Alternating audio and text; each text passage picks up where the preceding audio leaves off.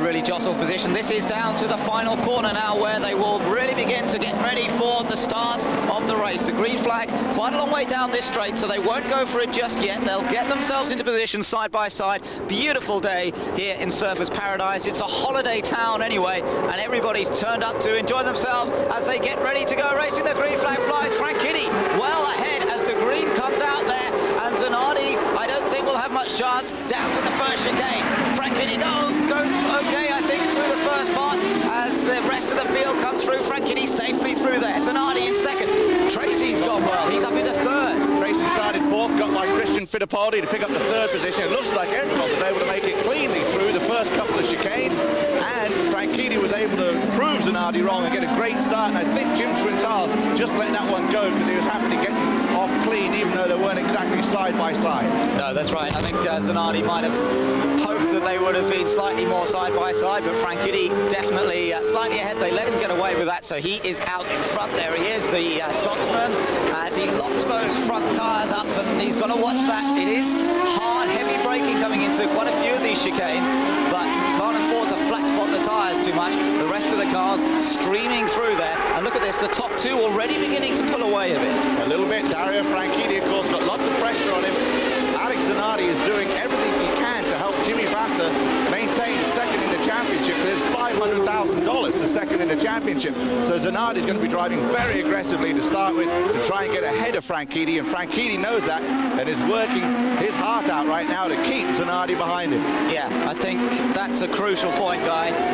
Zanardi has said he's out to protect Jimmy Vasser's second place in the series. I suppose the best way he can do that at the moment, with Franchitti being Vasser's main opponent for second in the championship, is to get past him, to get in front and to try and beat him in a straight fight. And I think in the straight fight we'll see it for the first 5 or 6 laps. Then maybe Zanardi will say, okay, I can't do it on the track. Maybe we can do it in pit lane and pick up the position and strategy, and also maybe save the car. If Franchitti's having to drive this hard, locking up the brakes all the time, he may pick up a horrible vibration if he flat spots the tyres. His car may go away and Zanardi may just ease into the position.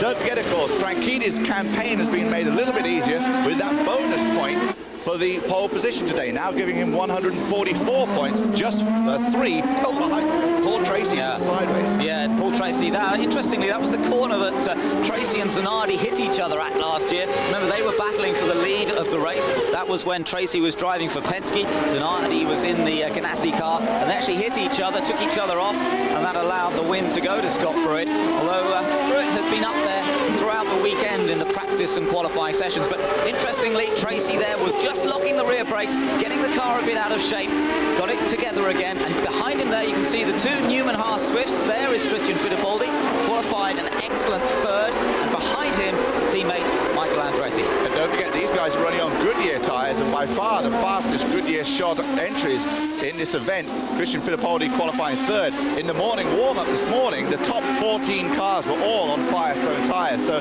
this is a good showing for Goodyear's. But as you may know, Ben, and as a lot of people may recall from Road America, Michael Andretti had terrible problems because they were going a little too soft on the Goodyears on the compound to try and make it competitive, and we were getting a lot of blown tyres.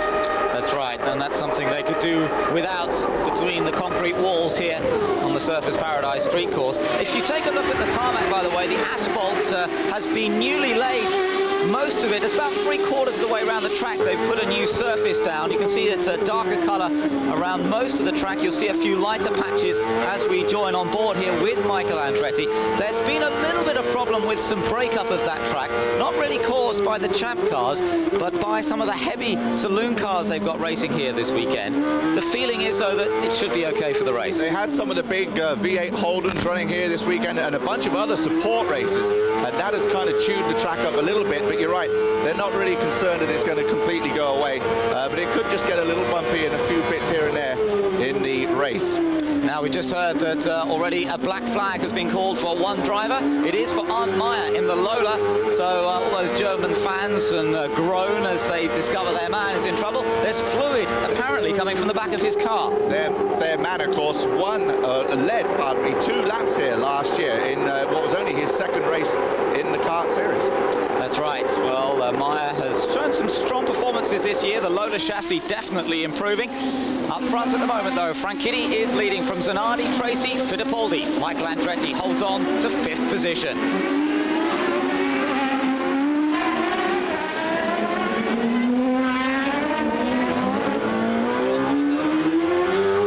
Still with Michael Andretti looking back into the helmet, and Michael Andretti's had some good performances here in the past. 1994 he won the race for Reynard. I gather we've had some technical problems, by the way. I gather the start wasn't shown clearly, and I'm sorry about that. We are sorting those problems out. It's been a little bit complicated getting everything sorted out this weekend, so do bear with us with our technical problems. But just coming back to Michael Andretti there, Guy, victory that he took here, 1994, his return to the Champ Car Series after really what was a disastrous time in Formula One, but what a return it was. It was a great return for him and, of course, for Reynard, the debut victory for Reynard, which it has done in every series it's entered. And, of course, is now looking to do it in Formula One with the British American Tobacco team next year. But for Michael Andretti, it must have been such a boost because he just got so terribly ragged in Formula One, had disappointing performances, and came back in and proved that he could win. That's right, and well, he was brilliant on that occasion. We're looking at the two leaders at the moment, of course. Zanardi there, just bouncing over the curves. And he's going to do the opposite and go from the Champ Car Series back to the Formula One in the Williams, and of course a great opportunity for him. That's right, and I think everybody will be fascinated to see how Zanardi gets on. Of course, he has the advantage of having done some Formula One in the past, but I know, having talked to him about the difference in driving the cars, fascinating really. He says how much lighter the Formula One car is, how quickly it accelerates off the slow corners, but not so much on the straights. He says on the straights it actually takes quite a long time to change it to 6th gear. It surprised him. And of course the other thing is when he did drive in Formula One, it's a totally different machine than the Formula One machine now. So, but he's done some look at that. Do you see how sideways he was? He just about managed to gather it together. On board with Alex Zanardi then as he chases Dario Franchitti, but both of them are trying pretty hard at the moment. There's a 1.4-second gap between these two, but then the gap is another 4 seconds back to Paul Tracy in 3rd. So Tracy 3rd, Fittipaldi is in 4th place. Then Michael Andretti 5th, Gilles de Ferran 6th. And this is the car of Arndt Meyer into the pits. He was black flagged because of spray from the back of that car. You can see the crew go to work as they take off the rear caulking and try and discover what the spray is and where it's coming from. Obviously, it's going to cost him time and a tough break for Arndt Meyer. It's a long way to go to have a short race, and particularly for Dennis Vitolo, and didn't even make the grid. That's right. Last time in Houston, it was their home track for the Davis racing team. I'll tell you what was interesting, though. We were talking to the guys about that and saying, well, must be great to be a home track and not too far to go. They said, well, it still took us 8 hours to drive here. Just shows you how big the state of Texas is no small place. But Dario Franchitti leads this race at the moment, controlling yet again up front. It's a sight we're getting used to, but Arndt Meyer is not going to take any further part in this race. It looks as though first retirement of the day, sadly, is the young German racer, and out of the race very early on. So that leaves us 26 cars in the field at the moment. Vincenzo Sospiri in the Eagle chassis is the last car running. The 2 Eagles, in fact, running last, 25th and 26th places so far in the early stages. Point out that, of course, Arndt Meyer, the only Lola in the field. Lola that was once so dominant in the Champ Car Series, now down to a lowly 1 car. Although they've had some interest in some other teams, have done some testing. In fact, Lola have developed a fantastic world sports car, Can-Am entry, which is going to be making its debut pretty soon. But they're hoping again to get more customers. A lot of teams are changing, although Reynard's become the dominant team. Although Michael Andretti's led a lot of laps in the Swift, we're seeing some of the other teams now thinking that the Swift may be the way to go. And Steve Horn, who was elected to go with Swift in 1999, gave one good reason. Now that Reynard is concentrating on Formula One, we don't think they can do Formula One and Champ Car Series as well. So we're going to go to Swift, and it's sticking particularly with the Champ Car Series. That could be an interesting change to 1999. I think it will be, and of course Reynard's determined to show that they can do both and that they can concentrate on the Formula One project and the Champ Cars as well. We'll have to see what happens. On board with Gilles de Ferran at the moment, and Gilles de Ferran currently lying in 6th position. As you can see, his best finish here in Australia is a 5th place last year. In fact, he survived to finish in 5th last year, in spite of that incident involving Christian Fittipaldi, because it was Gilles who actually hit the back of Fittipaldi's car at the end of the first lap. Gilles survived it all. There was a race stoppage, and in fact, 1 or 2 people were able to get out in their spare cars. Gilles was able to still get a good result at the end of the day. Of course, Gilles de Ferran is famous for that. At the Cleveland Burke Lakefront track, we had a stoppage one year, and Gilles de Ferran jumped to his backup car and then won the race, his first part win. So he's obviously good at setting up the backup car over the weekend too, to be able to respond like that. So good for Gilles de Ferran. Best results this year, though, 2 third places only. No wins to speak of. No second places, just those 2 third places. It's been a disappointing season, there's no doubt. Especially after finishing 2nd last year in the championship. That's right, so Gilles hoping for better things next year, be joined by Japanese driver Naoki Hattori in what will be a 2-car team for Walker Racing in 1999. So Gilles de Ferran holds on to 6th place. Meanwhile, up front, well, there is Michael Andretti, in fact, just slightly ahead of Gilles de Ferran. Brian Herta in the background, and he's ahead of Jimmy Vasser. Now, Herta, of course, race winner now.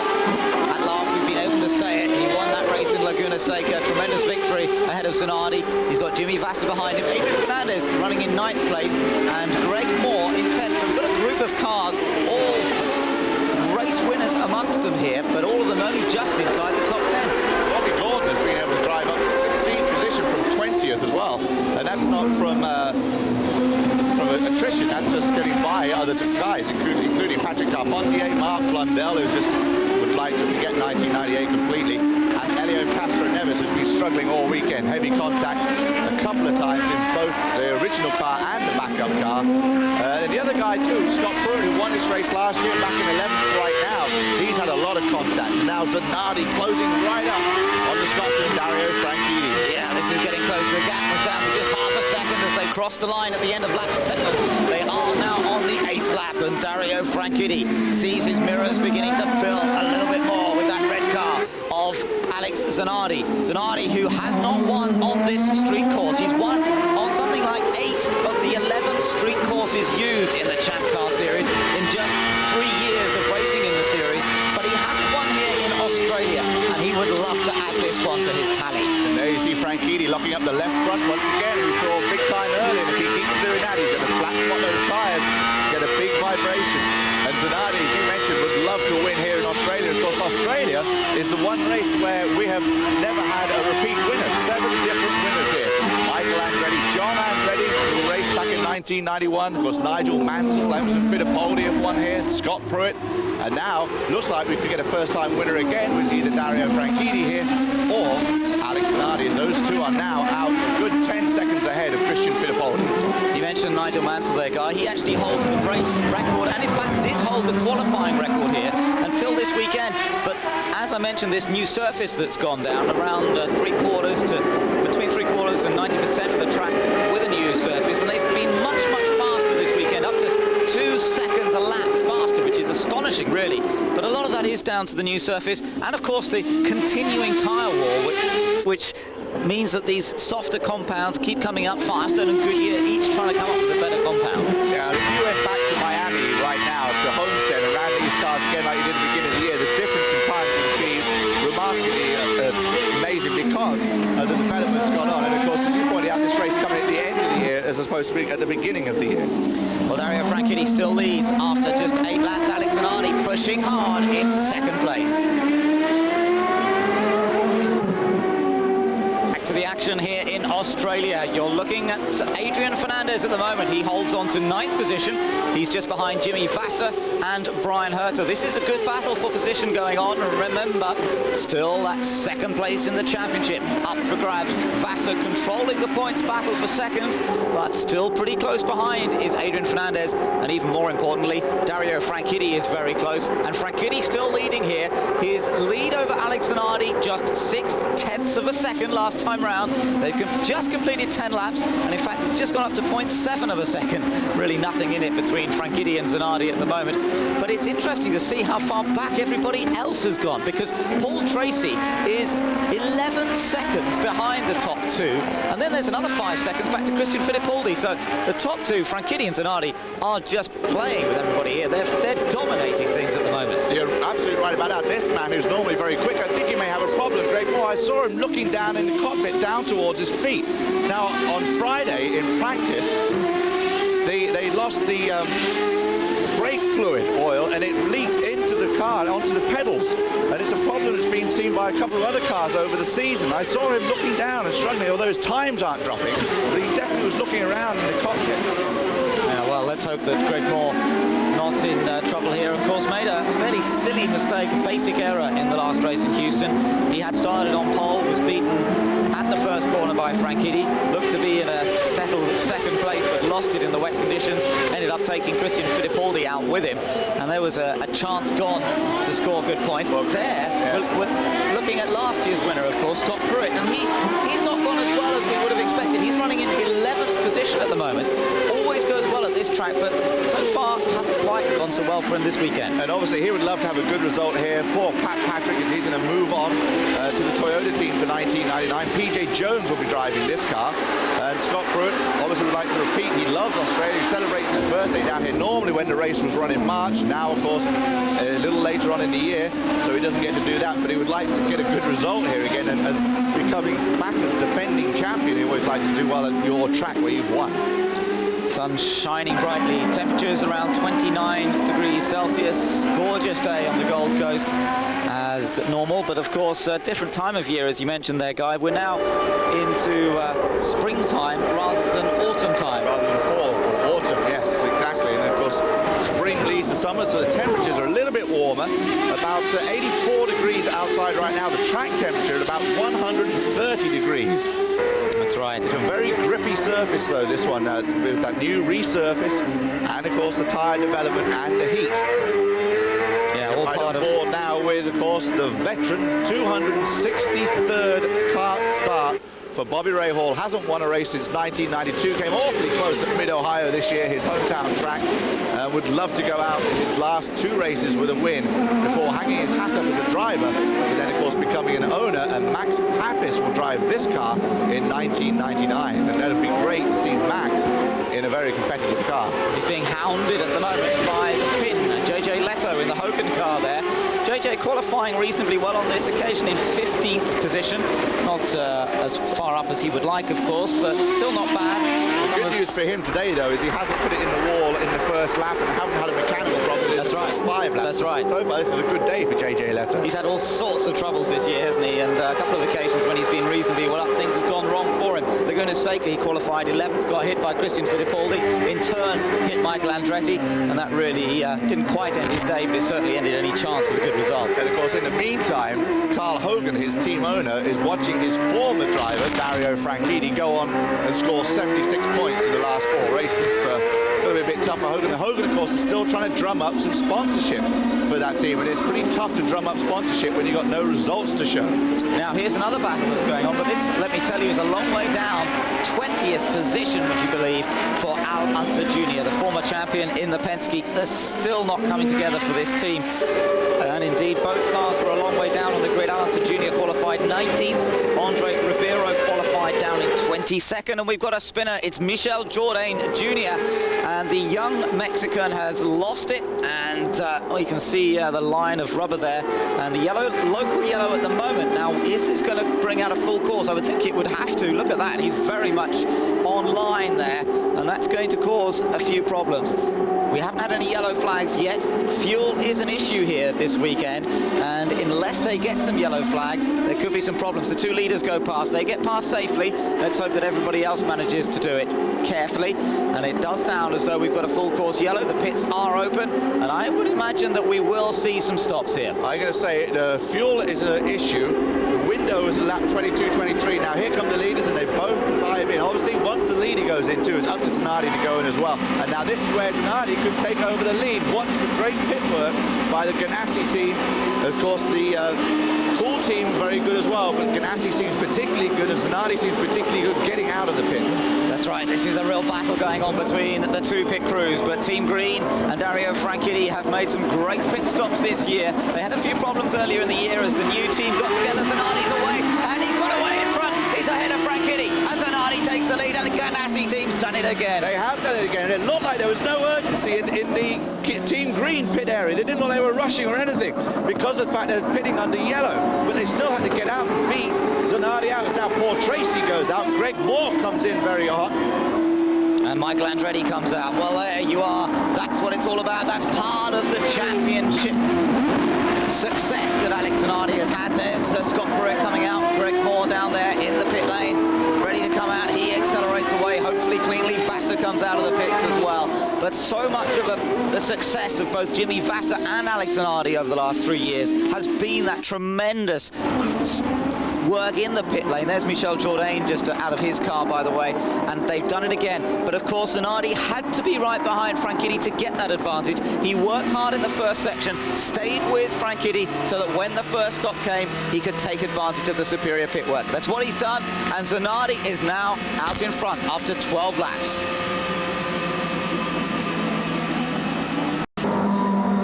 Welcome back to Eurosport's coverage of the Kart Grand Prix of Australia from sunny Surfers Paradise. The field continues round. 12 laps have been completed, and it's Alex Zanardi who is now in front thanks to a great pit stop. And the crew going to work as ever and doing such a good job. Chief Mechanic Rob Hill and the crew have once again done the business for Alex Zanardi. He was right behind Franchitti when they came in. Now the question is, Guy, I think, is can Alex now get away from Dario Franchitti? He did seem to be able to go very quickly before that first stop. What do you reckon? Is he going to pull away from Dario? I think he is, because from what we've seen of Alex Zanardi previously, give him the point, give him the lead in an open track, and he just tends to disappear. And then the other guys also feel that they don't want to push it too hard to chase him because he is so tough to keep up with. Well, Zanardi has been such a dominant driver really this year. The second consecutive kart championship for him, and a record for points in a single season, now at 250, but of course still these two races, this one and the last one at Fontana to go, and 13 podium finishes. What a tremendously consistent performance that's been from Zanardi. That's 6 wins this year. And the one amazing thing about Zanardi is that he has not had a pole all season. Very unusual. No, that's right. Look at that. He's won at 8 of the 11 kart road circuits, as we mentioned earlier on. Hasn't won in Vancouver, nor in Houston. Well, there's only been one race there, nor here in Australia. Well, maybe he can amend that statistic here today. He does like setting records and pushing the boundaries. Had pole position here last year, then had the crash with Paul Tracy when they were battling for the lead. This year, as we know, they had a gearbox problem in Saturday qualifying. What happened was he changed down from 5th to 4th, and it actually, because of the gearbox problem, it changed down to 2nd gear, and it revved the engine to something like 19,500 revs, and it didn't like it very much. Not even the Hondas can go that high. Of course, these guys race at about 15,000, and 19 is just a little too much.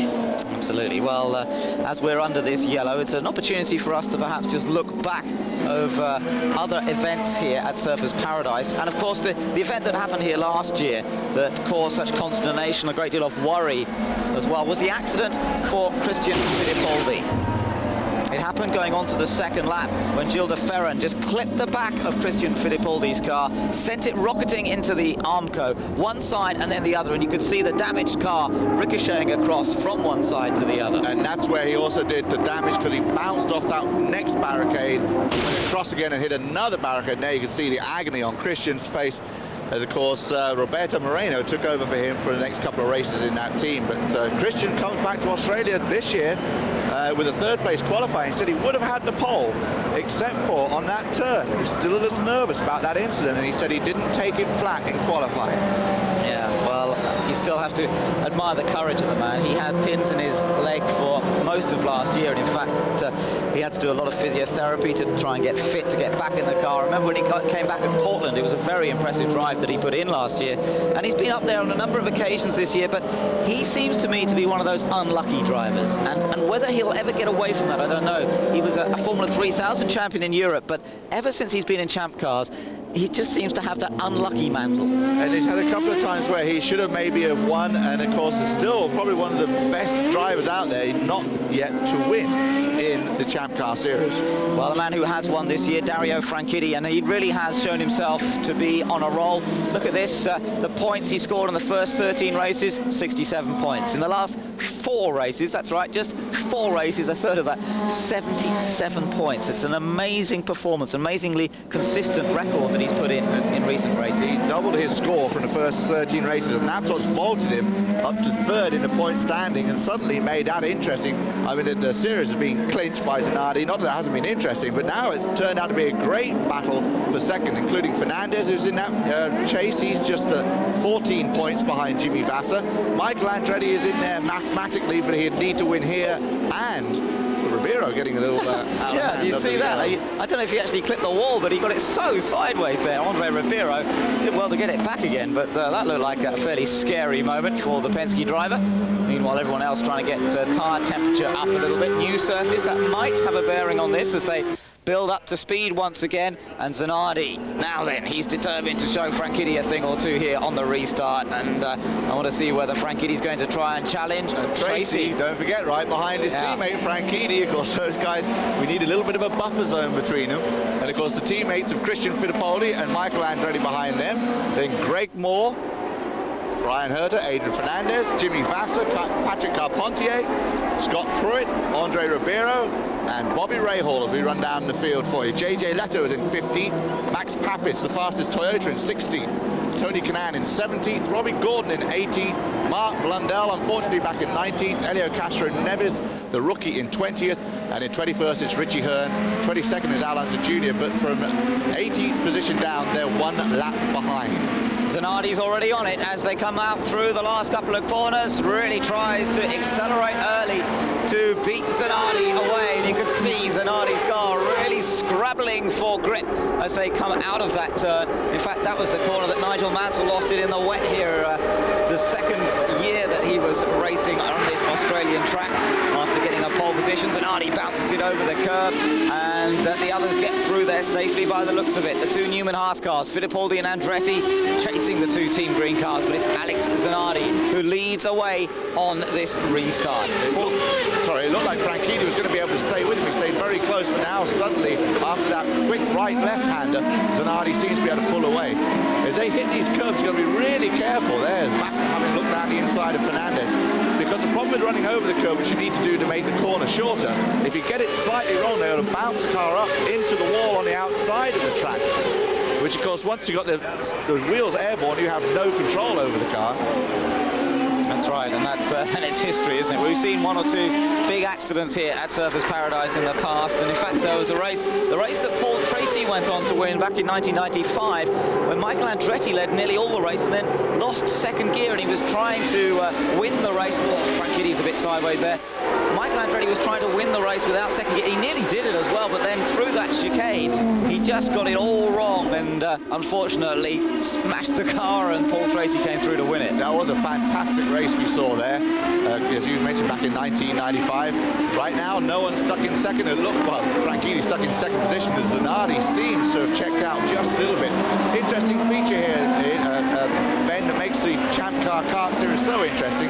We've got the manufacturer's title and, of course, the rookie title. We also have the nation's title. Right now, we have an Italian leading over a Scotsman, over a Canadian, then the Brazilian Christian Fittipaldi, and then an American Michael Andretti. So 5 nations represented in the top 5, and the Nations Cup has not yet been clinched. That's right, the Nations Cup, a series of points given to the top finisher from each respective country, and Zanardi, amazingly, has kept Italian honours up there, and he's on his own, isn't he? Because he's the only one who's been scoring points for Italy effectively. I think Max Papis has scored 1 point. That's right. Oh, no, because of the great finish in Houston, he did score a few points, but yes, pretty much a one-man campaign with Alex Zanardi representing Italy. That's right. Well, he's up front, he's pulling away. The gap to Franchitti, 2.5 seconds.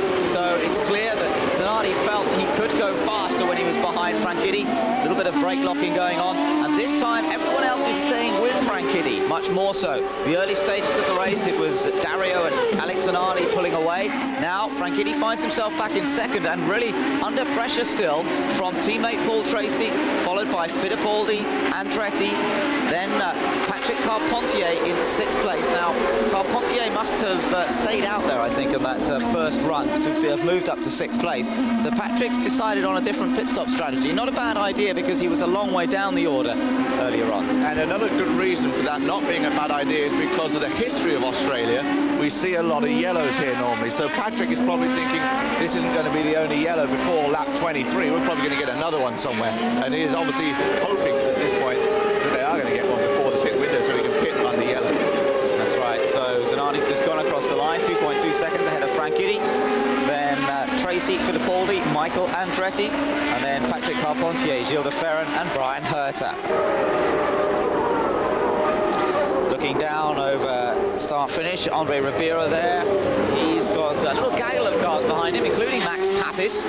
Papis, who qualified in 13th position, best ever Toyota qualifying on a road course or street course. They had a 13th place qualifying earlier this year at Nazareth, courtesy of Robbie Gordon. But this weekend they've been on the pace, and they've also been setting some of the top speed trap figures, which is very impressive from an engine which up to now really has been a poor 4th place compared to the others. It has very much so, and it finally seems to have kicked in the last couple of races. And as you mentioned, the speed trap figures, Robbie Gordon was quicker in a couple of speed trap areas in over the weekend in the practice and in the qualifying.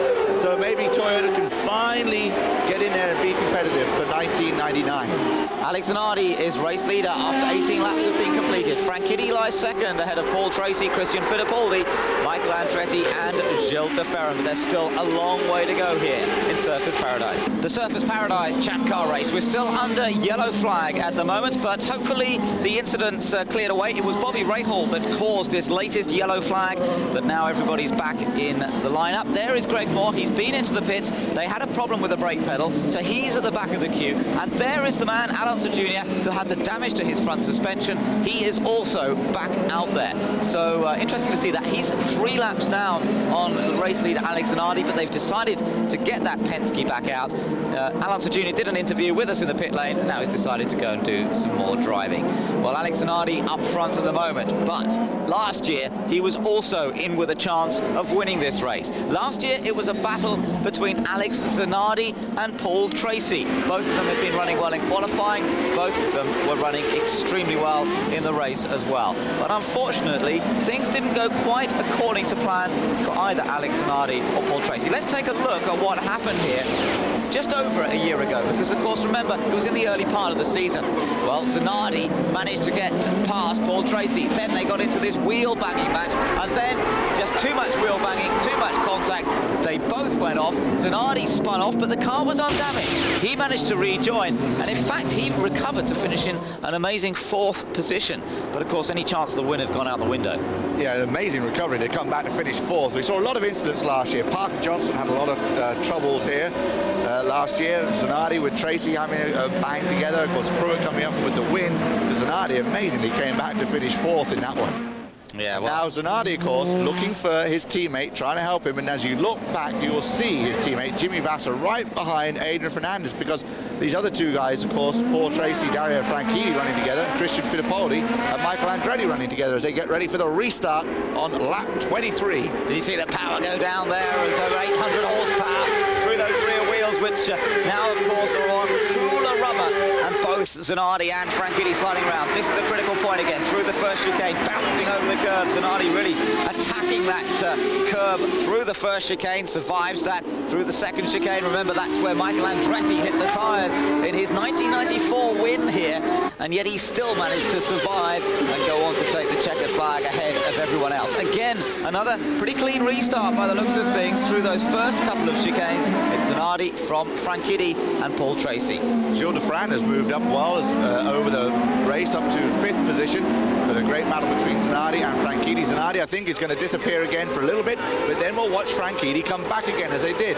Now, don't forget, these guys stopped on lap 12 for the first yellow, so they got about another 10 or so laps before they're going to have to start worrying about stopping for fuel again. Christian Fittipaldi there, you see him bouncing up and down, pretty rough surface here, and a huge crowd as you look to the left and to the right of the track. Standing room only, all the seats in the grandstands are being sold out. Approximately 97,000 people paid for tickets here today, let alone alone the ones that are in all the condominiums and the downtown buildings looking out the window. You get a tremendous view from some of those high-rises that are around the track. Fantastic place to watch. The noise echoing of that 14 to 15,000 RPM, 800, 900 horsepower engines all around town. It kind of disturbs the koala bears a little bit, I believe. That's right. But it is a great track. It's always been a popular circuit with the drivers as well. It's got some speed to it, which of course is great for street tracks. Not often they don't have long enough straights. This does. This has good long straights, really high speeds. And then demanding braking into these chicanes, and you have to be brave and you have to be accurate to really get a good lap round this circuit. The other thing about this circuit, though, is it's fairly narrow. And now we're going to see a typical kart happenstance come up here in a moment, in a few more laps. We're going to get a lot of rubber build-up thrown off to the side of the track, the racing line.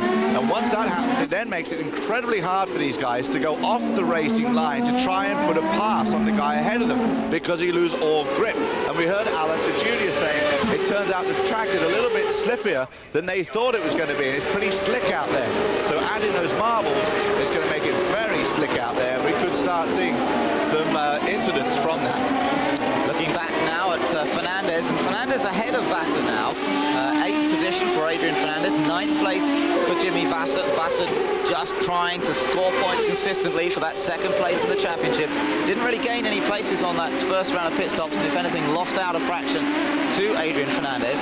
Fernandez has had a great season. He's been one of the consistent drivers of the year, and it's good to see the Mexican really putting together a strong season all the way through. It's not as if he's just getting a couple of flash results. He's been up there all the time. 2 wins to his name, 1 pole position this year as well. The wins coming, of course, in Japan and at Mid-Ohio, and he's currently in 4th place in the championship on 134 points. There are, however, reports from around the track that there is some fluid coming out the back of his car.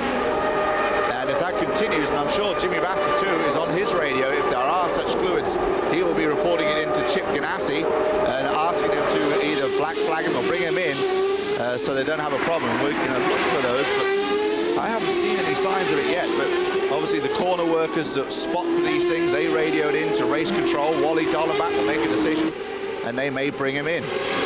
Brian Hurt is just at the head of this little group. Hurt lies in 7th place then.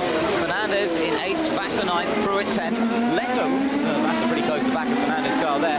JJ Leto running in 11th ahead of Max Papis in 12th. And then Robbie Gordon 13th, Tony Kanaan in 15th. All those cars pretty close. In fact, you could just see JJ Leto's car in the background at the top of the picture as we had that shot. And now we're looking at the overhead view. There's the beach on the right-hand side, but right next to the Pacific Ocean here. Beautiful part of the world. It really is a very popular holiday town. Tourists from around the world, but also from Australia, coming to Surfers Paradise. It has a year-round good climate. It never gets real extremes being right on the coast, but it is a year-round a beautiful climate, beautiful part of the world to live.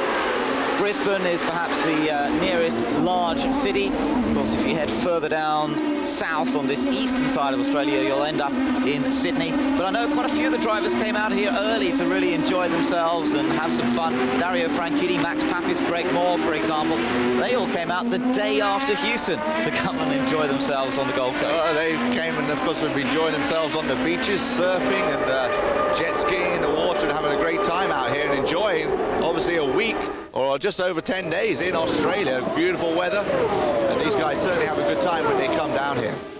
27 laps completed now out of the 65 this race is due to run.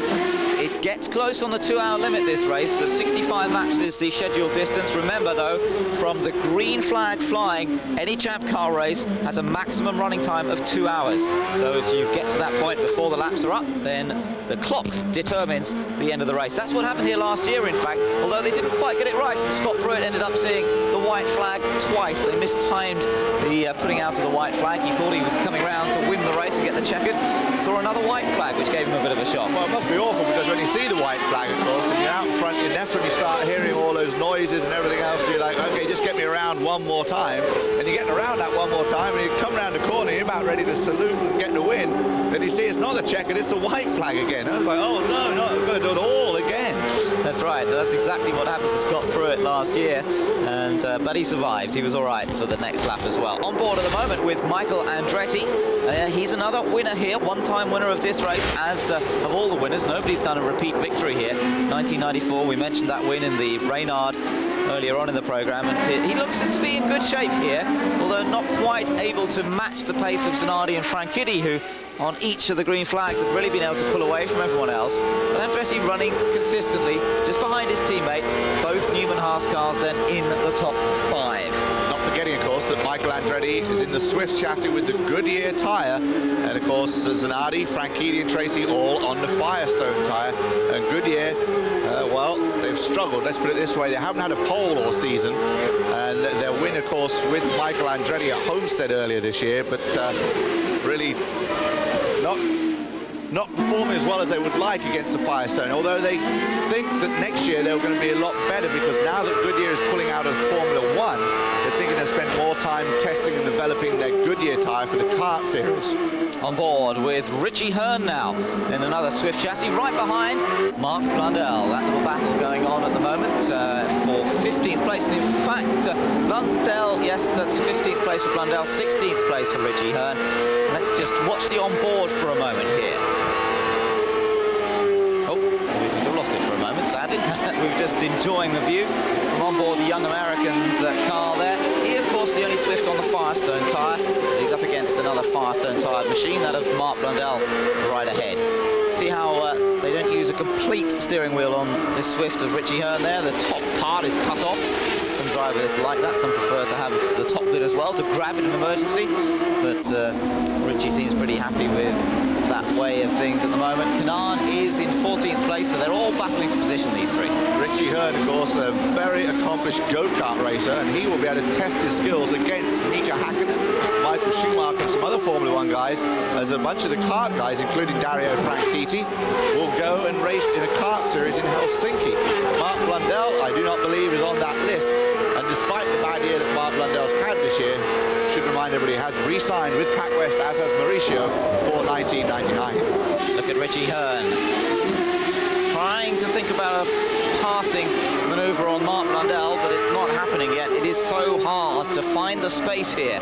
You've really got to be very committed on the brakes to get past anybody. And when you do, you have to hope that they're going to give you a little bit of cooperation. Last year we saw an incident in the latter stages between Maurizio Gugelmin and Jimmy Vasser in the battle for second place. It all went wrong. Gugelmin apologised afterwards, basically just lost control of the car on the brakes. But to get past anyone here, it has to be a late-braking do-or-die manoeuvre, really. And basically you're going to lock up the tyres to get the move done and duck down the inside, and more than likely they're going to get you right back, because you've had to slow it up so much to get down the inside. They're going to carry the momentum around the turn and get you coming back out of the turn. So it is a very tricky place to overtake it. Plus you've got to get closer than Richie is right now, and at the same time that Richie's looking at Mauricio Gugelmin, you've got to remember right behind him is Patrick Carpentier looking for a position too. So he's got a slightly defenders. Now you see Mark went down the inside there, protected the line. Here comes Richie down the inside. Oh, this is interesting, and I think Richie, he's locked it up now. Can Blundell get back? That was a good manoeuvre from Richie Hearn, and he took advantage of the fact that Blundell had tried on the previous corner to get past Tony Kanaan, and then Richie Hearn thought, right, now I've got my chance to get past you, and he held it together well, didn't he? Because he was late on the brakes. You saw the car squirming around, and Richie Hearn found a way past. Exactly what we'd said. He had to overcommit, go in hard, heavy on the brakes, and then you say you saw the car squirm a little bit under brake. It looked like Mark maybe had to come back and get him, but Mark had already then forced offline and out of room, so he couldn't come right back. And then Carpentier could see that Mark was struggling, and he had a look at Mark, and then Mark had to defend that position. So it's crazy stuff going on here, really, really busy, because you're trying to get the guy in front of you, and you've got to watch for the guy behind you and keep your momentum and keep on the line. Let's take a look. We're going to have a replay of that. This was on board with Richie Hearn. Mark Blundell was slow out of that left-hander. That gave Richie Hearn a chance to get alongside late on the brakes. Look how sideways he got it, and he got it into the corner, into the left-hander. That was a lovely piece of driving there from Richie Hearn. great stuff from the 27-year-old, and let's hope that he can do that sort of stuff in the future. This year he's had some decent results, a 5th position, the best result of his season. That came at Michigan on the Super Speedway, but a best qualifying performance, a 3rd place at that track as well. Richie Hearn, definitely a talented young American racer, and next year with a bit more money coming in from Budweiser, that Della Penna team might be able to do a bit more. The Della Penna team actually has offered an Argentinian South American Formula 3 driver a test at the end of November in that car, because that series is sponsored by Firestone and Budweiser. Gabriel Furlan will get a chance to test that car and maybe test the waters for the kart series for 1999. Michael Andretti continues round in 5th position, but it's Alex Zanardi's controlling this race at the moment by 2.6 seconds. Dario Franchitti still in 2nd.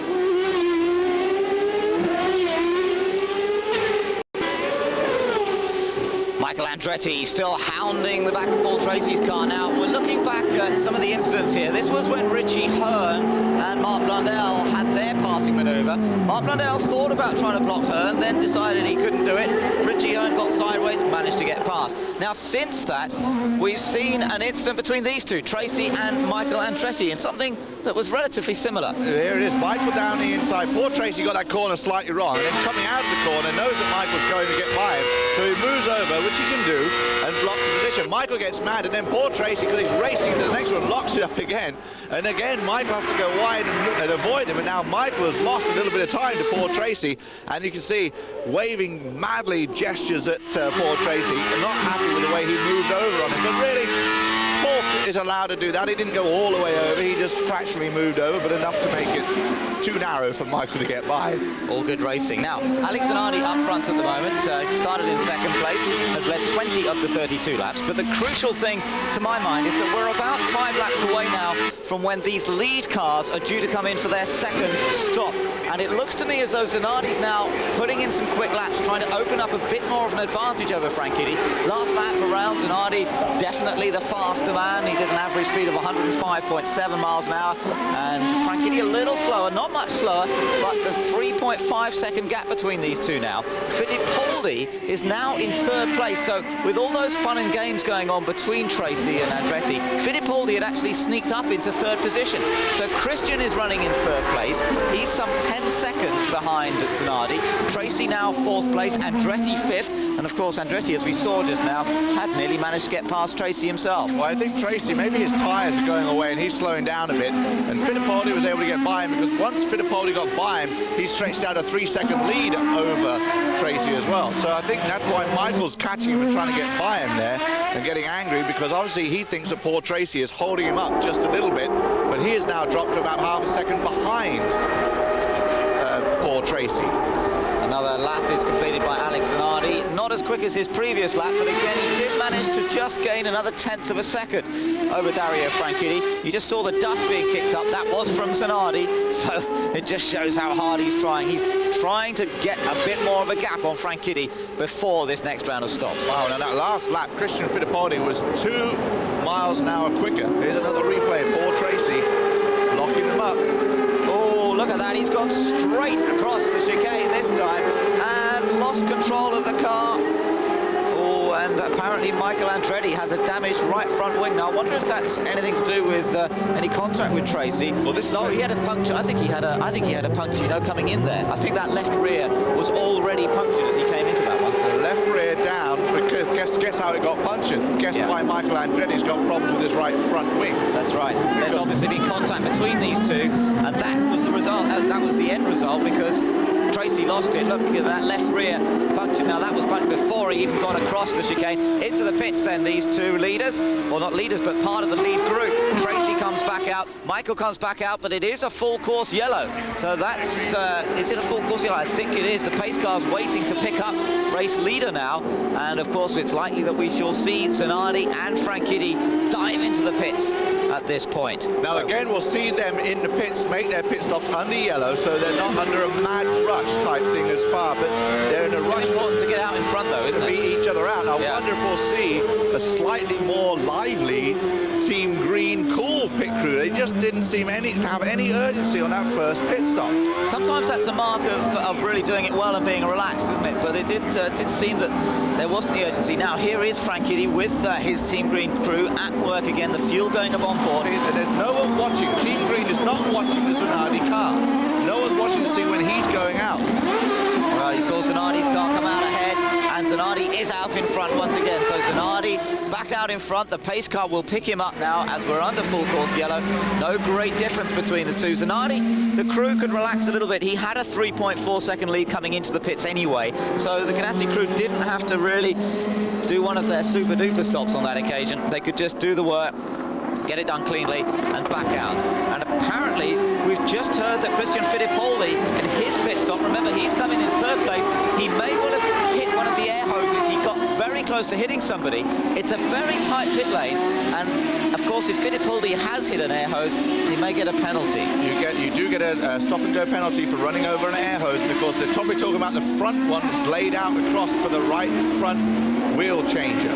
Now, Michael Andretti, of course, had to have repairs done to the front of his car after the incident. Now, here is a replay of what happened between these two. Got close behind, and, well, he just ran into the back of Tracy's wheel there, and that was when it bent the right front, and that's what punctured the left rear of Tracy's car. So, as we thought, there had been contact between the two of them. Now then, let's take a look at this. Tracy's already covering the middle of the road. Michael decides to go for the inside. Tracy does move a little bit extra. He did move a fraction. He saw him coming. He moved over a little bit. Of course, Michael trying to make the move. Tracy then gets the puncher, a very quick one, and he overruns the track and over the chicane and then loops it. But Michael, of course, has got his own troubles with the broken right front wing. Here we'll see if there's any kind of gestures there. No, there is not. Michael goes by and he comes back around, but his problem is bigger than now poor Tracy's, because to change the right front wing is going to take, well, change the whole nose section. It's going to take a lot longer than it takes just to quickly put on a left rear. And actually, luckily for Tracy, he was able to get around pretty quickly. Oh, Michael hasn't even got yeah, but that's it. That's because, I presume, that they're waiting, because they're under yellow. Look, he's pretty angry with Tracy. Look, he's furious. He's drawn alongside and waving at him now. These two had big contact when they were teammates at Newman Haas a couple of times too. Yeah, but I think what Newman Haas have done here is they've refueled the car and they've got him back out, and then they'll bring him back in this next lap. And what they don't want to do is lose a lap. Michael is there still making gestures. He is very unhappy about this one. Well, not surprising. I mean, Tracy had taken the middle ground, which was fair enough, but he made that move, that little extra move, as Michael was already committed to trying to get past him. He decided there was room, and I think there was at that point, and then Tracy made another little move when really there was nowhere to go. Of course, Tracy paid the penalty for it as well. He picked up the puncture, and that cost him time. But Michael perhaps losing out more because he's going to have to make a second pit stop to get that nose cone replaced. So all sorts of fun and games. And Tracy in the wars again. He doesn't seem to be able to stay out of contention. There's a recap on the race. The leader, Zanardi. There's been two leaders, of course, Zanardi and Franchitti. And cautions, there have been 3 of them so far over some 8 laps. 3 cars out of the race. They are Bobby Rahal, Michel Jourdain and Art Meyer. And what this has done for Michael Andretti and poor Tracy is it's put poor Tracy from 3rd position back to 21st, and Michael Andretti from 4th position back to 23rd. So now Michael is in the pits, and there the Newman Haas crew will be ready to go and just quickly, hopefully, slip on a new Swift nose. Now, sometimes we get the radio communication between Michael and Ed Nathman. Unfortunately, we don't have it this weekend. I think it would have been quite fun, really, to have listened to the vitriol that would have been coming from Michael Andretti after that incident. He's a man of many words after incidents like that. It would have been interesting to hear what he had to say. Yeah, that's right. Unfortunately, we don't have the radio link up. It looks like they're having trouble getting that front nose off. Normally, it's a pretty quick operation. It's about 8 screws. Yeah, and they normally practice this along with the pit stop practice. You often see them early in the morning as we arrive at the track at some ungodly hour of about 7:30 in the morning, even earlier sometimes. They'll be practicing normal pit stops, but they'll also be practicing this kind of pit stop where they change the nose. But of course, you see Michael getting some gestures in the car there. He's getting angry that they're taking this long, because now the field's coming around, getting ready to take the green flag, and he's going to end up losing the lap after the clever strategy of bringing him twice, once for fuel and once for the nose. So he really wants to get going. Yeah, that's right, because it's going to take him a while to catch up to the back of the queue.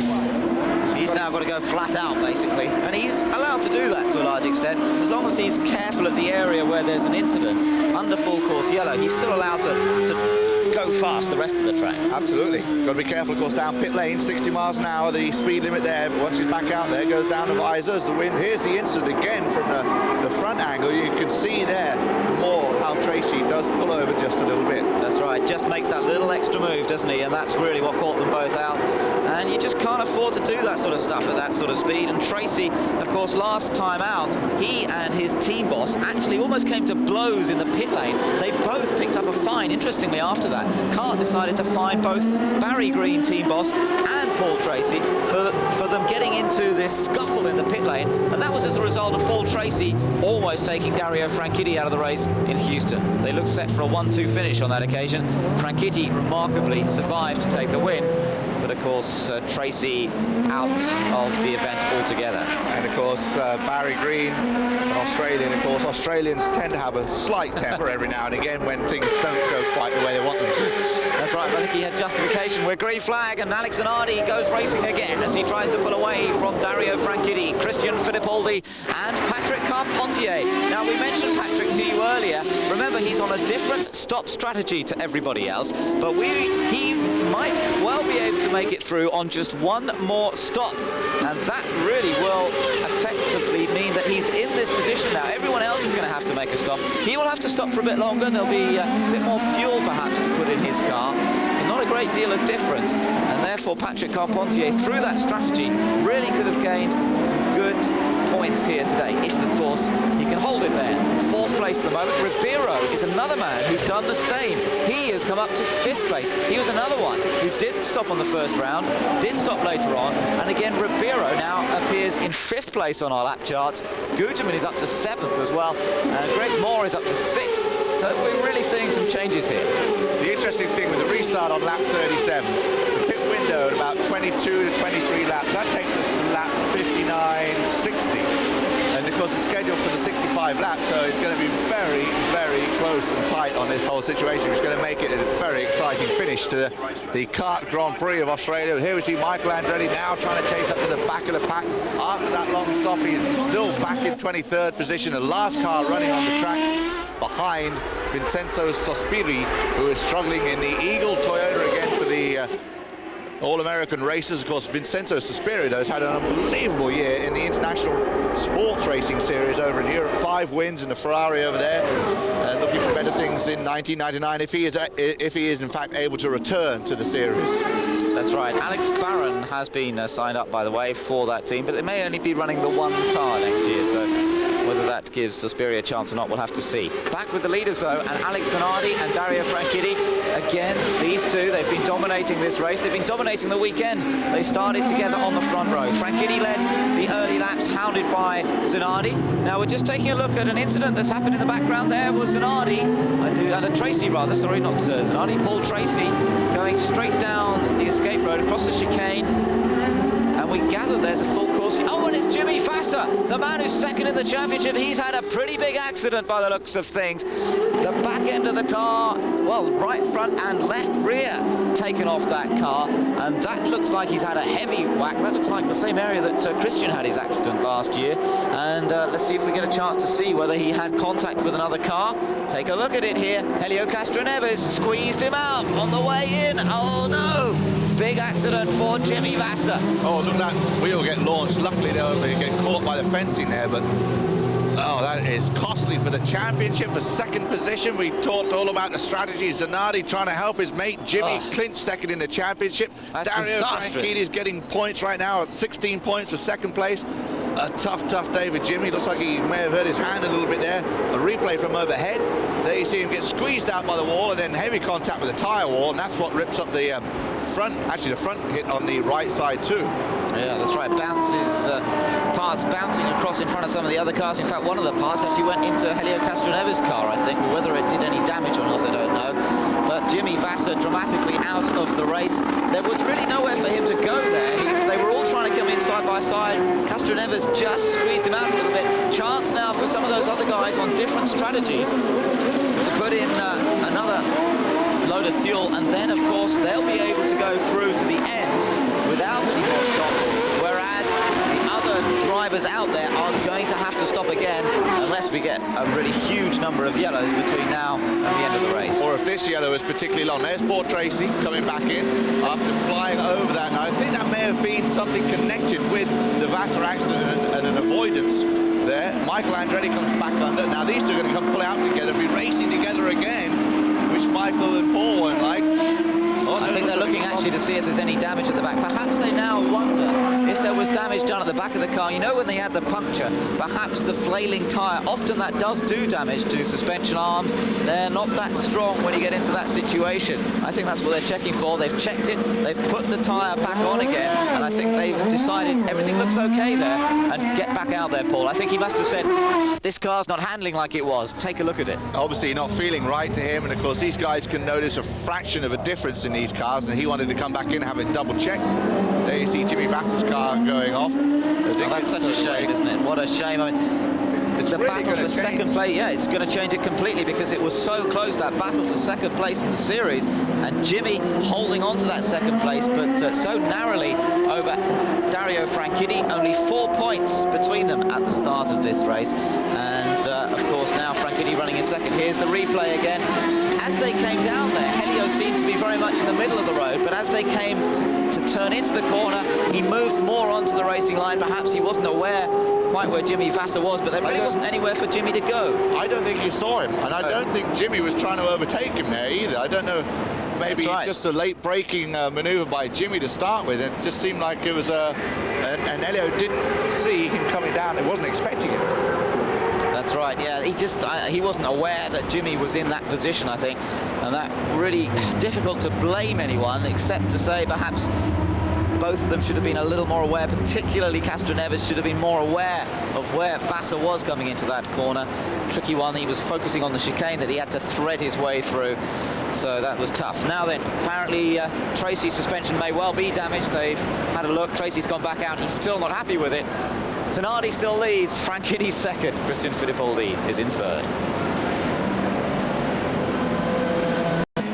And there's the view of the cars as they head round behind the pace car again. We've seen quite a number of yellows. We're going down to the pits. We've got a chance to hear Jimmy Vassar. Just come in. Jimmy, that was a big impact. Tell us what it was like and what happened. Well, it was just a restart, and I don't know why. I thought Helio was letting Fernandez by, or it's like he was going really slow on the straightaway, and there was a lane to the outside. I have to see the replay to really make a comment, but I hit him in the back, and I didn't seem like I was going excessively fast. It seems like everything slowed down a lot in front of me unexpectedly, and it's just a shame. Trying to get some points out here today. Just mired back in the traffic, and the car felt pretty good. Good job, but. Take a quick look at your helmet here. You can see there's damage down here. This whole lower lip has been significantly damaged just from that impact. Fortunately, Jimmy's all right. Thanks, Jimmy.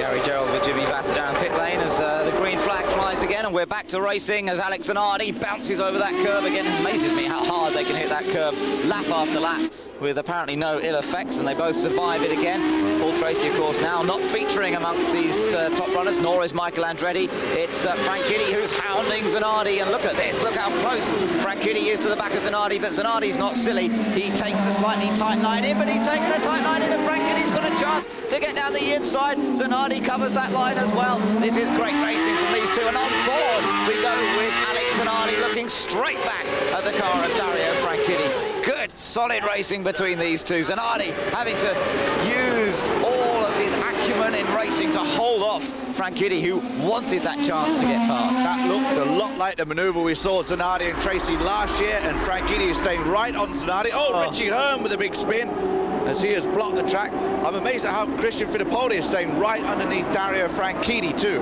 Yeah, good performance this from Fittipaldi, one of the best we've seen from him. Now has he kept the engine running, or we're going to take a look at a replay here to see what happened to Richie Hearn. This is out of the final corner, really leading around to take the green he's waiting flag. for a push. Look, he's waiting for a push. You see his hands go up. Where are you, corner workers? Come out and give me a push. Let me get going. So troubles for him as we get a replay on board with Richie. Now, was this just too much welly too soon on cold tyres? Let's take a look at it. This is the final corner. Puts the power on about here. Wow, off it goes. Yep, loads of rubber laid down there. Pure and simple mistake. Too much welly on that one. Too much welly coming out of the corner there. And you can see he looks at himself and he's frustrated at the mistake he made. Just way too much horsepower coming out of the turn and just put it all on in one go. And as Alan Jr. has said, this track is pretty slick. So now we're going to go yellow again. So the order won't change, but just something to point out for you, Ben, with Jimmy Vasser going out, and if this race should finish in these conditions with Dario Franchitti in second position, that means Jimmy Vasser has to finish fourth or better at Fontana, and Franchitti out of the points for Vasser to get second in the championship. Well, that would be amazing if Franchitti can finish second in the series in his second season of racing, particularly after a rather shaky start to the year. That would be a very impressive finish. There's Alex Barron into the pits meanwhile. Number 36 car coming in, going back out after a routine stop, and several of the drivers towards the back of the field deciding to take this opportunity again under yellows to top up the fuel. Of course, this means that the leaders themselves have got more chance of making it to the end of the race, but it's still going to be very, very, very tight for the leaders to get through this race without having to make another splash and dash stop for fuel. Looks as though they're going for a nose cone change on that car of Richie Hearn. They've got it going again. He's back in the pits. The track is now clear. Shouldn't be too long before the green flag flies again, but they have to change the nose cone on it. I don't see much damage to it, but I think this second element on the left front side of the wing is missing. And that's what is going to obviously lose a lot of downforce for him, and you need that downforce on this twisty track to get around these turns. So Richie Hearn goes to the back of the pack as the last one. He is one lap down on the leaders right now in 22nd position, the last running car out there. Ribeiro, who had got up to 4th position by being off whack with the pit stops, now gone back to the 20th position. Guzman in 19th, Paul Tracy in 18th after his incident with the left rear tyre going down after contact. And then, of course, Baron, who we just saw pull back out of the pits, is in 17th position. And everyone's slowly working their way up. Then Scott Pruitt now worked up to 6th position, best he's been all day. Brian Herter in 5th, Gilles de Fran in 4th. I think we're just going to see a great duel to the end between Zanardi, Franchitti, and Christian Fittipaldi, who's having one of the best runs he's had in a long time. It'd be great to see him pull one off here in Australia. That would be amazing, wouldn't it? We'll just have to wait and see if that happens. Still a long way to go, and still the fuel issue is going to become critical in this one as to whether they're going to be able to make it through without stopping a final time for a splash and dash of fuel. If we carry on having this number of yellows, however, I have to say that won't be such a problem. They will be able to make it through. I hate to go too far into my kart trivia, but Ben, the last... What are you coming up with now? Well, can you tell me when the last time drivers that had the last letter as I on the last letter of the name finished 1, 2, 3? I have absolutely no idea. Well, I can tell you it was Road America, and guess who it involved? Dario Franchitti, Alex Zanardi, and Christian Fittipaldi. Well, there we are, with the same 3 drivers, slightly different order on this occasion. Aye. Zanardi in front. Oh dear, oh dear. Alonso Jr., his name doesn't end in I. He's in the pit lane again. He had suspension damage earlier in this race, remember? So he's running way down. He's 3 laps down on the race leader. And he's had a routine stop there, back out in the Penske to rejoin the fray at the back of the field. We still have 23 cars running in this one, 4 cars out, Jimmy Vasser, Bobby Rahal, Michel Jourdain and Arndt Meyer. Everyone else still running at the moment. They carry on having this number of yellow flags, and it's going to take a long time. And in fact, last year they had 7 caution periods. This year we're getting close to that at this point, and they had to run to the 2-hour mark. We'll have to keep an eye on that. It's possibly the same situation on this occasion. There, by the way, the 2 Archera Wells teammates, Max Papis and Robbie Gordon. They run, let's have a look. Papis is currently running in a good 8th position. Gordon in 9th place. Both cars in the top 10. It would be great to get 2 Toyotas to finish in the top 10. Of course, Max Papis gave the Toyota their best result they've had, a 5th place finish at Houston, which he was absolutely over the moon about, finally getting to see some results. So now if they can get a good 2 cars in the top 10, that'd be great. Now don't forget though, these guys, Max Papis and Robbie Gordon, will not be here in this team next year. Max Papis going to Bobby Rahal, and Robbie Gordon at this point still unsure. Last I heard, he was talking to John Menard about putting together a kart program, and John Menard coming to the Kart Champ Series. Just looking at the points, just to remind you, coming into this race, that's how the situation lay, with Vassar 4 points ahead of Franchitti. But Franchitti, of course, now second in this race. Vassar is out. Fernandez 10 points behind Franchitti, and Fernandez at the moment is running in 11th place, so he will pick up a couple of points if he finishes there. Still a long way to go, though, to try and move up the order somewhat. 22 laps remain here in Australia in this bright sunshine. Quite a strong breeze blowing, as you can see from the trees and the flags in the background there. But a beautiful day for racing. There's been rain in the past at this racetrack, but not today. Absolutely ideal conditions. Zanardi leads them round. Franchitti still hungry for more race wins. He might have had a good season, but he wants that second place in the championship. He wants race victories more than anything else. He's had 3 wins already this season. Zanardi's had 6 wins, and I'm sure that Franchitti would just love to add another one to their tally. They all get sideways. Fittipaldi particularly had a big sideways twitch as they come out of the last corner. Green flag again, on to lap number 45 now, and Zanardi versus Franchitti continues. Meanwhile, Brian Herter was having a little look at Gilda Ferret, bouncing over the curve through the first chicane. Zanardi gets through there safely, and again the leaders all make it through safely. On board with Zanardi looking back at Franchitti. You see him stretch it just a little bit under acceleration down the main straightaway, because that will close up under braking. There you see Franchitti coming right up behind, underneath the wing of the target Reynard of the Honda. Of course, great for Honda this weekend, currently running 1-2 with the Ford of Christian Fittipaldi in third. And of course, Firestone 1-2, Goodyear in third. Zanardi, there you see him checking the mirrors, seeing how far he can get between him and Franchitti. It looks like he's just got a little extra power down the straightaway there.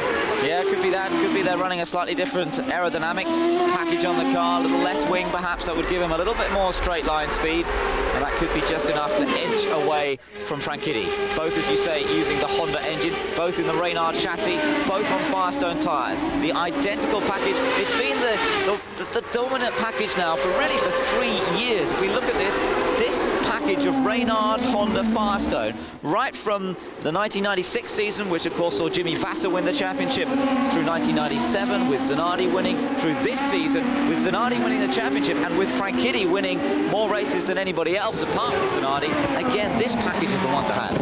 And of course, that's what's made the off-season so interesting in the kart series, because the team owners have got to decide what their package is going to be for the next year. And at this point, a lot of people are hedging their bets on the package being Swift, Firestone and Honda power, and that may well be the case. But of course, you don't know until all the pre-season testing and then the spring training down at Homestead, till you've really come up against all the other packages and see what everybody else has got. And then of course it can be do or die days, like either yes, we've got the package, or uh-oh, this is going to be a long season. That's right. Now, watching the battle further down there, you see Brian Herter in 5th place. Behind him, Scott Pruitt in 6th. JJ Leto now in 7th place. You just see him in the white and blue car behind the Visteon machine of Scott Pruitt. Behind Leto is Max Papis, then Robbie Gordon, and then Tony Kanaan, who rounds out the top 10. Good thing to see is that both Papis and Gordon are not getting left by these 3 guys. They're staying right in that chase. It's not like there's a big gap building up. Papis right behind Leto, Gordon right behind him, then Tony Kanaan, the Rookie of the Year for 1998, $50,000 in prize money for that. Yeah, that's right. Great effort this year from Tony Kanaan. Just looking down there at the 2 Toyota cars, Max Papis and Robbie Gordon. Brilliant performance from Toyota this year. Down in the pits, meanwhile, Paul Tracy's just come in and he's got out of the car. We may have a chance to speak to him in just a moment. He's certainly had an incident-filled race. It'll be interesting to hear his comments on that. But obviously it's all over for him now. And tough for him to see his teammate in exactly the same machinery doing so well. Paul Tracy is buried down in 13th, I believe, in the points. Actually, even further than that. No, he's 13th in the points, but with about half as many as Dario Franchitti. I have to say that the work that Toyota have done this year really have put them right up there now with Honda, Mercedes and Ford, and this is indeed a fast track. You know, this is an engine track, this is a speed track, and they're still right up there. They had some of the fastest speed track figures this weekend. Robbie Gordon actually topped the list at one stage, and I'm just so impressed by the amount of effort, the amount of work that Toyota have put in. I wondered a little bit last year when they had all those engine blow-ups. You remember what it was like every time the car went out, whichever team they seemed to blow up. But the improvement this year, just absolutely brilliant. And it's great to see they finally come through and done that, and now we've got another engine manufacturer that's competitive competitive in the kart series, and that's another thing that makes the kart series so good. All these, again, let's go down to the pits now. Here from Paul Tracy.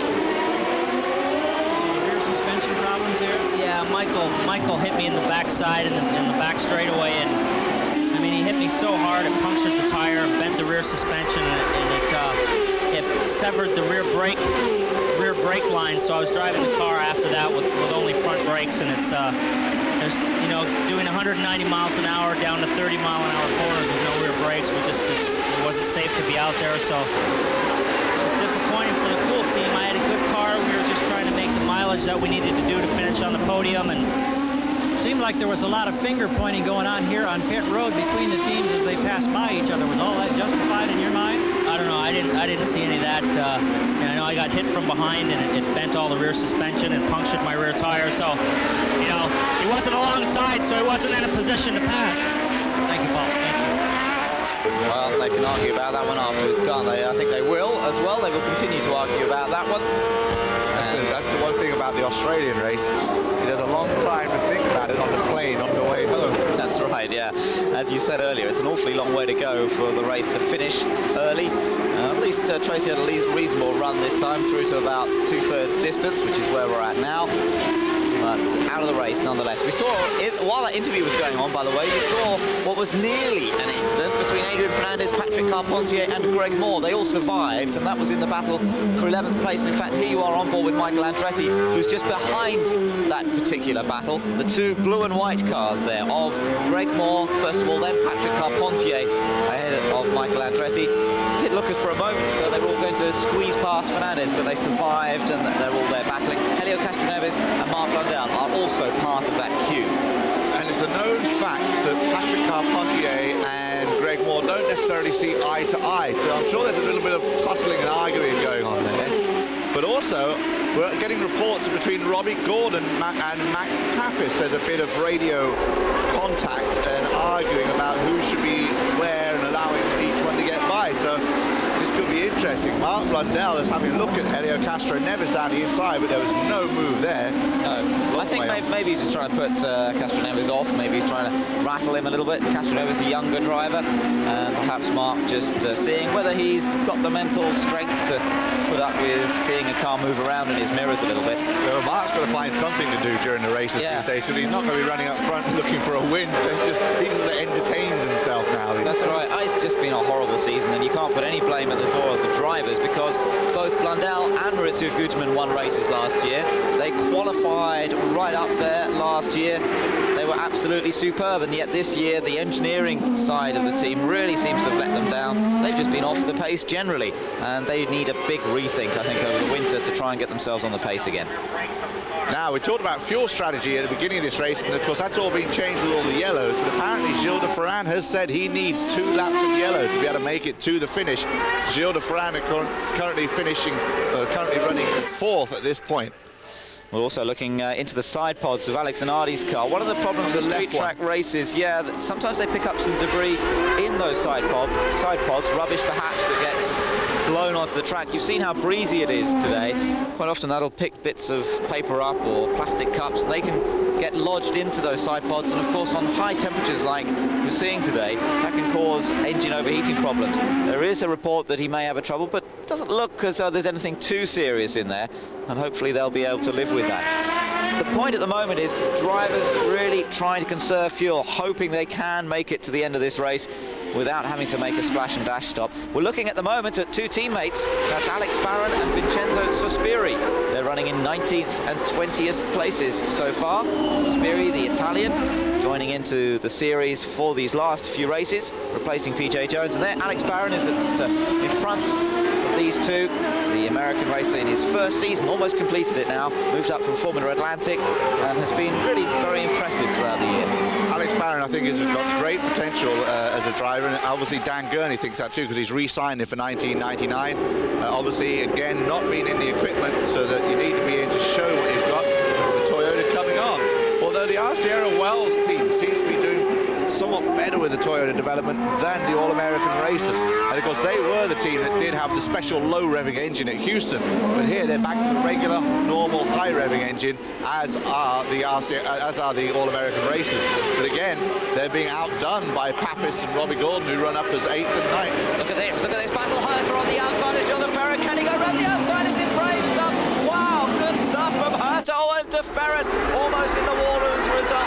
I think Pruitt gets him too. Yeah, Pruitt got past him, and that was one of the best bits of overtaking I've seen from Brian Herter. Great stuff from him. Round the outside on a street course, and he really made the move work.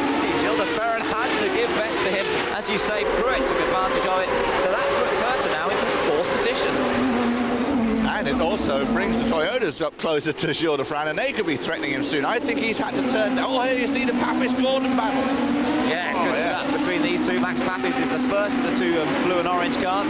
Gordon the second one, and they're running in 8th and 9th places. In fact, I said de Ferran was up, Herter was up to 4th. That is right. He's in 4th place behind Fittipaldi, and quite a battle going on there at the moment. This is a replay. Look at this. Brian Herter on the outside. Remember, de Ferran had the inside line, but Herter just kept going around the outside. I don't think de Ferran could quite believe that, and had the line for the second part of the chicane, and then there's just a touch. What a little bit of contact there. Yeah, there wasn't really much that either of them could do about that. That was just part and parcel of it, and as a result of that touch, it meant Scott Pruitt went through. So Zanardi leads, Franchitti 2nd, Fittipaldi 3rd, Herter 4th now, Pruitt 5th, and Gilles de Ferran finds himself in 6th. Eurosport's coverage from Surfers Paradise continues, looking down the field at the moment at Helio Castroneves, who runs in 15th place, and there's a little bit of smoke on the back of that car. He's also got some damage to the left front wing, which was not part of the Jimmy, or maybe some debris caught up with him as Vassar's car disintegrated after that little bit of contact between those two. But we understand it may be a black flag for Helio Castroneves for the smoke, and since we've been looking, we haven't really seen it, but there was some a little bit earlier.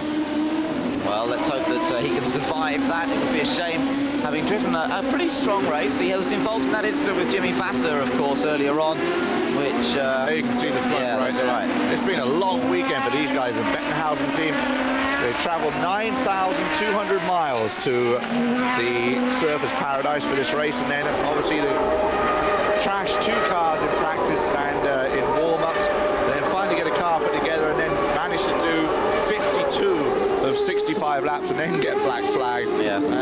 Got to be irritating. Yeah, the black flag is out apparently, so he will have to make a visit to the pits, and they'll have to see if they can stop it leaking as they continue. And I believe you get 3 laps to heed the black flag, and then if you don't come in, they stop scoring it. Yeah, that's right. So he's got to come in, he's got to respond, and of course penalties can be applied either in the way of fines or endorsements on the license if he doesn't come in. So I'm sure Tom Brown will be on the radio at the moment saying, come on Helio, we've got to get you in, we've got to check this out. There's no way we continue with the car in this condition. So although there he is running reasonably well in 15th place, because he's out of the points anyway, so it's not as if he's losing in fact that much. He might as well come in and not have all the grief for disobeying it. And of course the Rookie of the Year title, the Jim Truman Rookie of the Year title has gone to this man, Tony Kanaan. Of course his roommate, these guys raced together for Tasman in Indy Lights. And Castroneves, of course, just got pipped to the title by Tony Kanaan, and now Tony Kanaan has gone on to win Rookie of the Year. He's had 3 podium finishes, and he's going to win $50,000 in the Jim Truman Award at the Kart Banquet in November out in California, which I'm sure he'll be thrilled to do. Yeah, great guy, Tony Kanaan, just 23 years old. Same age as Helio Castroneves, but Kanaan is somebody who's made it largely on talent. He comes from not a wealthy Brazilian family. Many Brazilians come over into motor racing, whether it be in Europe or in the United States, with quite a lot of backing behind them. Tony Kanaan is not one of those. He's come from more of a working class background in Brazil. Started his career by working on go-karts or working on racing karts, and through working on them he earned some races in them. And that's really how he started out, and it was pure talent that seen him go up the ladder. And I think that's great. It's wonderful to see that it is still possible for drivers to get there on talent. It's not easy, and not all talented drivers make it, but it's great to see that 1 or 2 still get through the system. It's hard to get, like you say, it's like a salmon swimming upstream. It's a tough system to get through, but he is one of the guys that has managed to do it. Adrian Fernandez had a lot of help, of course, as he is having a good run. 2 wins this year, and then, of course, Tony Kanaan with the 3 podium finishes. But Adrian now is working hard at this point to keep Carpentier and Greg Moore behind him. Adrian running in 11th position. Carpentier and Moore at the same time seem to be battling amongst themselves, as we now have scheduled just 8 laps left. 9 laps left, pardon me. However, we may run on the time limit, and no one's quite sure if we're going to get this race in or not. They're not quite sure what to tell these drivers. It's all very unpredictable, I have to say, because, as you say, not that long to go. It might go to the 2-hour time limit. And the other big question mark in everybody's mind is, have we got enough fuel in this car to get to the end? Now, that will, to a certain extent, depend on when the checkered flag falls, whether it's on the 2-hour limit or whether it's on the 65 lap mark. And everybody is just going to be so tight for fuel. We could well see a situation of cars running out of the last lap. There's a car that's done that in the past. He did that in Detroit. That's Maurizio Gugelmin in the Pat West car. He ran out of fuel in Detroit last year. Then his teammate Mark Blundell ran out of fuel. 300 yards later. That's right, and they both lost the chance of their first win. And of course it was Greg Moore who inherited the victory on that occasion. Well, today there's an equal chance that we're going to see cars running out of fuel on the last lap. Zanardi at the moment with a 4.4 second lead over Franchitti. Then we see Fittipaldi. That's going to change everything, because now yellow flag's going to come out. Castroneves, Italio Castroneves, the Brazilian who's already crashed heavily this weekend, crashes again. He was involved in an incident with Vassar earlier, but now another incident sees the Brazilian out of the race. The yellow flag will save everybody in terms of fuel. What it does mean is it probably will be a 2-hour time-limited race. Still be pretty close to the full distance, but that makes the difference. That means that everybody should make it through without a splash and dash of fuel.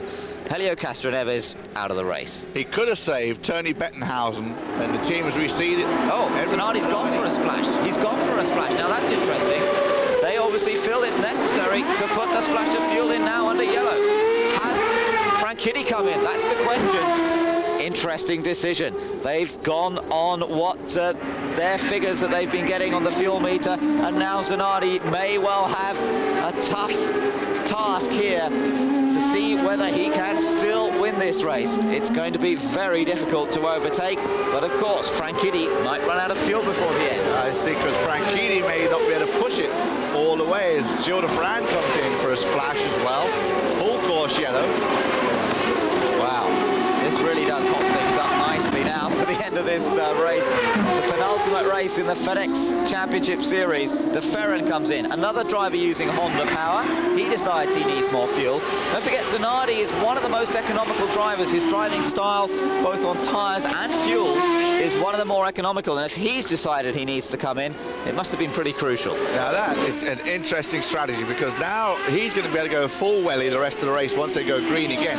What Franchitti is doing right now is hoping right now that this is a long yellow. Now this is what they call the lap out. This is the crucial lap out, which Zanardi is doing now to catch up in the back of the field for the yellow, to get as less traffic as possible between him and Franchitti. Well, he had such a big lead over the others. I reckon he would have got out. He probably is in 3rd place as he's come back out. I would imagine that Franchitti but Christian's decided to come in as well, so it's only going to be... he's come in. They've all come in. Right, now, so this is a critical stop, and where Zanardi is as he comes around, that's why he's going so quickly. Now, that's less fuel going on board. There goes Zanardi. Zanardi just went by. Right, so it looks as, yes, you're right. Well spotted there, Guy. And Zanardi just did enough on that outlap. Wow, that was critical. Critical lap there from Alex Zanardi. Brilliant stuff from both of them. And Zanardi has maintained his advantage over Franchitti. And then you're wondering, probably at home, how come he get a full lap in under full course yellow at full speed? Well, because the pace car couldn't pick up the leader, because he was the leader. Now here we are, this is what happened, and basically he just locked up and hit the wall as far as I can see. Well, I wonder if this is a result of the liquid that he was losing before. Yeah. There you see a big puff of smoke there, but that's from the contact. Yeah, whether that's something to do with the fluid, perhaps broke the car. He should have been into the pits, shouldn't he? And there we are, he's caused this... Oh, no, it broke, left front. Left front was broken. Now that's interesting. That was actually broken before any kind of contact with the wall there. Yeah. And I don't know how that got to be broken. However, if Helio Castroneves had heeded the black flag, it would have saved Tony Bettenhausen about 100 grand on damage there. That's right, absolutely. Castroneves out, Frank Kitty finds himself second behind Alex Zanardi. And here we are with Zanardi still in front of this race with just a little way to go now. We are on a timed race rather than a lap number. 65 laps they were due to run, but it's going to run to the 2-hour limit before we get to the end of the 65 laps. So that means that Zanardi will have to watch the clock, or rather his team will, and try and defend the lead from Dario Franchitti. And that basically means we have about 8 minutes left for this race. And of course, it takes them about 1.5 minutes to do a lap. So these guys are now figuring that all out themselves as the pace car lights go off, indicating we'll get a restart. So they know that they've got about 4 or 5 laps to make their move and get this job done. Franchitti trying to get by Zanardi, and in the background, Christian Fittipaldi is going to try and get by both of them, get his first win. I think it's going to be a dramatic shootout in Brisbane, Australia, round 18 of the kart series. Yeah, now this is going to be fun, isn't it? Now we've seen on some of the restarts that Dario has had a real shot at trying to find a way past Alex. Alex has defended vigorously, and yeah, Christian is looking very aggressive. I think Dario's going to have to watch his mirrors. He's not only going to have to concentrate on finding a way past Alex, he's going to have to look for a very racy Christian Fittipaldi, isn't he? Right behind him. Yeah, then Alonso Jr., although he's actually a couple of laps down, so don't worry about him. In fact, he's 9 laps down now. Yeah, I think these three at the front of the pack are just going to disappear and have their own little battle for first, second and third. In the meantime, Pruitt in 4th, JJ Leto in 5th, looking for his best result. Canan in 6th, Fernandez in 7th, Carpentier in 8th, Moore in 9th, and then Michael Andretti rounds out the top 10. Done well to get back into the top 10 after his changing of a front wing and contact with Paul Tracy. That's right, but you mentioned JJ Leto there. Good point, that guy, because 5th position really would be a major boost for both the Finnish driver and for Hogan Racing. Let's see if he can hold on to that. Here we are then, getting into the closing stages. Zanardi heading for the green flag this time around, out of that final corner, laying the rubber down. Franchitti really put the power down. He did put it down early, got it slightly sideways. That'll give Zanardi the edge. Christian Fittipaldi dropped back a little bit. Probably had to react to what looked like Franchitti was going to be totally sideways. Zanardi zooms off and leads him again into the chicane, kicking up a lot of dust and dirt as they apex that one, or in fact actually destroy the apex off that curve. They've really hit that curve hard. I do wonder whether... Oh, Christian got it sideways coming out there too. I do wonder whether they hit that curve that hard, that often, whether the suspension can stand it. Maybe that's what happened to Castroneves, but everybody else seems to be surviving, hitting the curbs that hard every single lap around, and Zanardi has maintained the edge over Dario Franchitti. Christian Fittipaldi in 3rd. Now we hear that JJ Leto didn't stop on that last round. That's why he's moved up into 5th place. So JJ Leto did not put a splash of fuel in, and they are just hoping that they can make it through to the end without putting any more fuel. Worth the risk, I have to say, for Leto. But up front, the battle is between Zanardi and Franchitti. Now these guys did stop for fuel. One interesting thing is we've had 7 different winners in 7 different races here in Australia, and it looks like we're going to get another first-time winner here in Australia between Zanardi, Franchitti, or Fittipaldi. But Fittipaldi seems to have lost the chase just a little bit. Yes, he does, doesn't he? He couldn't stay with the pace of these two. Perhaps that Goodyear tyre not quite as sharp on the restart when it's not as up to temperature. They seem to be able to lap at the same pace once they are up to temperature. But the Firestone tyre, when it's not fully up to temperature, still seems to give the drivers massive amount of confidence. They really seem to be able to slide the car around on cold tyres, and that's what's happened here as Zanardi and Franchitti have just stormed away again as they go across the line. That's 59 laps in the book, but we're getting closer to the 6 minutes past the hour, which marks the 2-hour point in this race. They've got about 5 minutes of racing still to go here. They're only going to get in about 3 or 4 laps. 3 laps. Now the other crucial thing is, do they complete the 3rd lap right before the clock hits the 2-hour mark and then still have to do 1 more lap? It could be a lot like last year. We could see 2 white flags coming this year. Yeah, Kant will be keen to put the the white flag out to indicate that last lap at the right time. But these two, oh no, what a shame. We've got a car off. It's Alex Barron who's off. Richie Hearn is also off. They've obviously had contact, and that means it's going to be yellow again. Oh, and it's one of the Newman Haas cars. I think it's Michael. Michael Andretti. Michael Andretti. That was the battle that was going on for around 10th position, and it looks as though all three of them have come to grief, and that of course has brought out the full course yellow, and now we're in danger of it finishing for the second race in succession under yellow. I think that is going to be the case. There we see Alex Barron running away, or not running away, but running off the track. Richie Hearn is buried in the tyres, and I think his car is damaged, and Michael Andretti has obviously got damage to his car. And you can see these guys working furiously because they don't want the race to end under yellow if they can help it. And they really just want to get these cars parked off to the side and let the race for the win as we get a replay. Now, Barrett, that was a funny lose, wasn't it? That's something, it looked like something seized up to me on that one. It looked like the gearbox seized, and of course, I think the others just came around, had nowhere to go. I think Max Papis it was who squeezed through. Let's take another look at this from the camera just on the other side of the barrier. This should give us a good view. Now, watch this back end of, it just snaps halfway around. That's weird, because he's not on the power there. Hits the barrier, here come the others. Gordon, that is, yeah. Oh, and the others have spun sort of already in avoidance. Now, whether that was in avoidance, let's have a look from Michael's car. What can we see from here? This is where we'll see it coming up. As you look forward, you can see Barron spinning. There you see him, Gordon slowing down. Michael slowed down and got hit from behind by Richie Hearn, which spun him around. I don't think there's any damage to Michael's car, and he may be able to get going again after we just complimented him on getting up to 10th. Here it is from Richie Hearn. And then you see him contact there. That spins Michael around. Richie's got nowhere to go. He's all locked up, just headed for the tyre wall. And of course, Michael had backed off. And I think probably Richie couldn't see the incident happening, or wasn't expecting Michael to suddenly get out of the power. No, that's right. He was caught out by Michael slowing down. Richie wasn't seeing the incident further ahead. Michael's had a horrible day, hasn't he? It's not a lot of fun. We may get actually see a one-lap shootout. If they can quickly tow Alex's car away. Look at Michael, I mean, up to third, running great all day, then trouble with Paul and couldn't get by him, and then the contact with Paul Tracy, and then fixing the wing.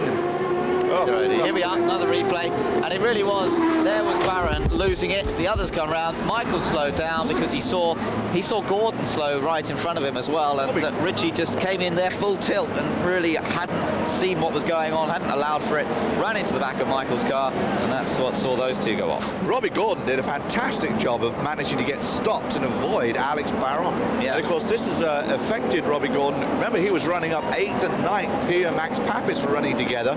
They both dropped down the order suddenly, and Papis is now 16th and Gordon 7th. Pardon me, Papis is 15th, Gordon 17th. 60 laps completed now. The leader, of course, Alex Zanardi. Been the two leaders only in this race, Zanardi and Franchitti. And we're going to get a green flag. Great news this. It'll only be for about a lap, I would think. White flag. It is white flag we're going to get this time. Are we going to get the green as well? I'm not sure that we are. I think we're going to get white and yellow together, in fact. So it looks as though for the second race in succession, this race will be won under yellow flag. It happened in Houston 2 weeks ago, but on that occasion, Dario Franchitti beat Alex Zanardi in a straight fight. This time, Alex Zanardi is set to reverse the tables and to come out on top of Franchitti after another straight fight between the two of them. He took the advantage on the pit stop. The Ganassi crew again helping Zanardi, but Zanardi then has controlled the race from that point, just enabling enough of a gap, holding enough of a gap over Franchitti, so that at the second pit stop, his crew had plenty of time to still get him out in front. And Franchitti has driven a superb race, but Zanardi has driven an even more superb race. And it looks as though he's heading for win number 7 here today. It's going to be pretty tough to beat him now. Obviously, at this point, it would have been great to see a great one-lap shootout there at the end, but we're not going to get that privilege, unfortunately, as we go white and yellow. It's Jonesy in the middle. Jonesy there. He had a victory not long ago in Australian touring car, I believe, on a special appearance. Of course, Alan Jones, now what year was that? He was Formula 1 world champion. 19. Oh, now you're stretching it. 1980 was 1980. Yeah. So, of course, we saw Mick Duhan earlier, who was a 5-time motorcycle champion, of course, and Barry Sheen down here doing the Australian television coverage as well. That's right, yeah. There's a few stars around. We've got Chip Ganassi down in the pits as we look set to see Alex Zanardi win his 7th race of the season, another maximum score, and he's already set a new record for number of points in 1 year. He's going to add another 20 points to the 250 that he's already got for winning the championship.